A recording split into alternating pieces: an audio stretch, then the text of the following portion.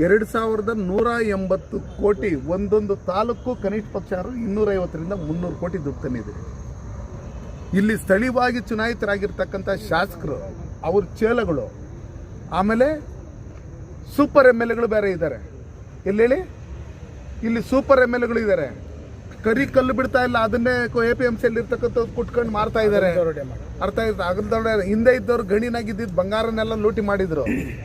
ನಾವು ಹೇಳೋದೇನೆಂದರೆ, ಈ ಸ್ಥಳೀಯವಾಗಿರ್ತಕ್ಕಂಥ super MLA ಮತ್ತು MLA ಅವ್ರ ಚೇಲಗಳು ಇಲ್ಲಿ ಕೆಲಸ ಮಾಡ್ತಾ ಇದ್ದಂಥ ಅಮೃತ್ ಸಿಟಿಯಲ್ಲಿ ಕೆಲಸ ಮಾಡ್ತಾ ಇರ್ತಕ್ಕಂಥ ಕಾಂಟ್ರಾಕ್ಟ್ರುಗಳಿಗೆ ಅವ್ರು ಏನು ಕಮಿಷನ್ನು ಬೇಕು, ಅದು ಬೇಕು, ಇದು ಬೇಕು ಅಂತೇಳಿ ಹಿಂಸೆ ಕೊಟ್ಟು ಅವ್ರನ್ನ ಓಡಿಸಿರ್ತಕ್ಕಂಥದ್ದು.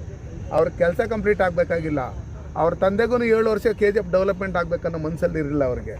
ಅವ್ರ ಮಗಳಿಗೂ ಅದೇ ರೀತಿಯಲ್ಲೇ KGF ಡೆವಲಪ್ಮೆಂಟ್ ಹಾಕ್ಕೊಡ್ದು ಏನೋ ಒಂದು ನೋಡಿಸ್ಬೇಕು, ಏನೋ ಒಂದು ಗೋಬೆ ಕೊರಿಸ್ಬೇಕು ಅನ್ನೋ ಲೆಕ್ಕಾಚಾರದಲ್ಲಿ ನಾವು ಹೋರಾಟನೂ ಮಾಡ್ತಾನೇ ಇದ್ದೀರಿ ಅವತ್ತಿಂದ.